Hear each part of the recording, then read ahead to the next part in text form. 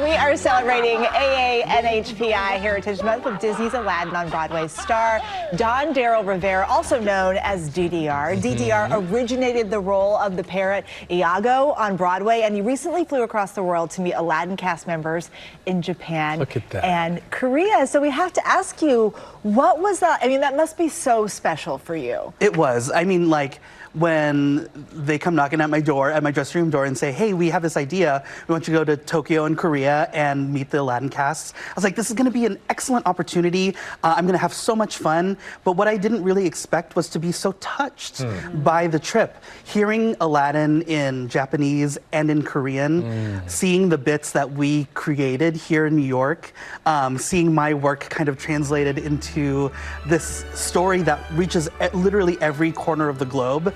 I was so emotional about it, and like, it was just so cool to see. It really was. And meeting the Japanese and Korean Iagos specifically, and all of you getting together, what was that like?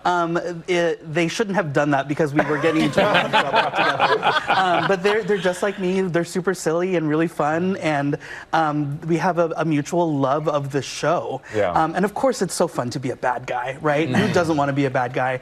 So we laughed a bunch about that as well. We can see the joy in your eyes, too. Oh, yeah. You have that signature laugh, right? And you have that signature, sound that we've all come to hear. But when you challenged your counterparts to a laugh-off, and other folks, too, let's take a look at what that was about.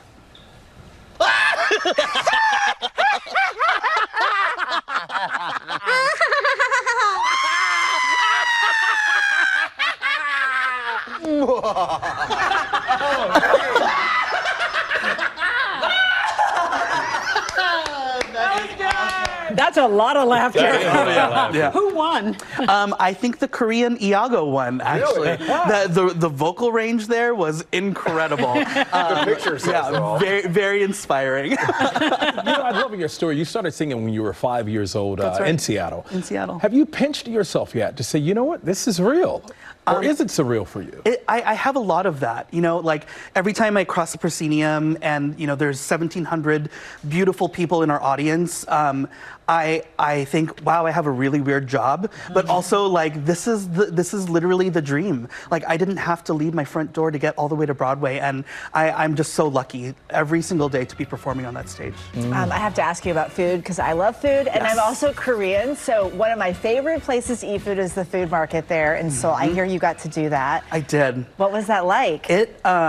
It really kind of opened my eyes to what Korean food is. Like, if you had asked me before this trip to kind of quantify or qualify what Korean flavors were, I would say maybe like spicy and pickled, but there were so many more flavors. There was a moment in the segment where I'm eating this fritter, right? And it looks like a potato fritter, but it's actually made out of mung bean.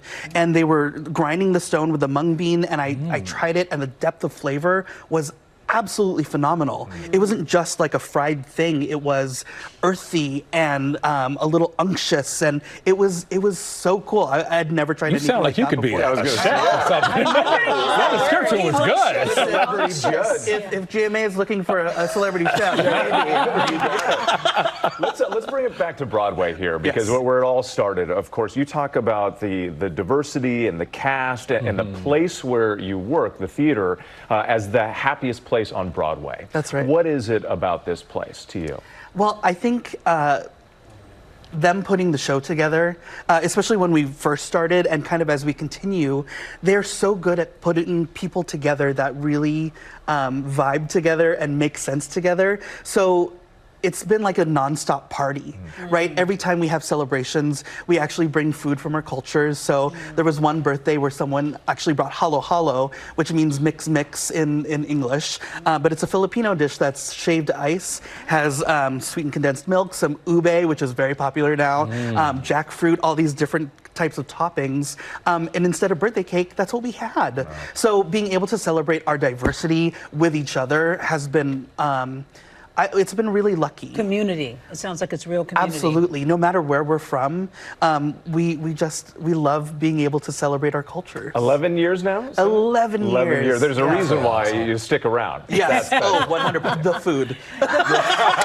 The audience is, Yes, exactly. the audience is so lucky to have you, though. Oh, of course. well, thank you. And real quick, I also hear you got a chance to meet the Kabuki theater performers. Yes. What was that like?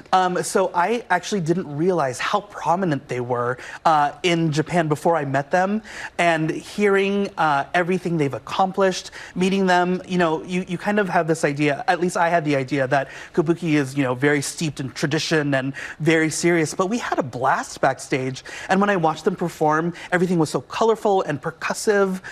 It really kind of changed my outlook on what Kabuki is, and the audiences, they bring their own bento boxes. Yeah. Thank you so much. One more time for Don. All good.